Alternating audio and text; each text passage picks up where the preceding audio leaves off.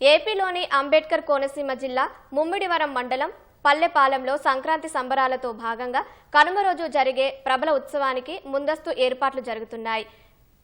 పోలవరం మండలం బాణాపురం గ్రామంలో సత్యమ్మ తల్లి జాతరను నిర్వహించి అతిపెద్ద ప్రభలు తయారు చేసే పనిలో గ్రామస్తులు నిమగ్నమై ఉన్నారు.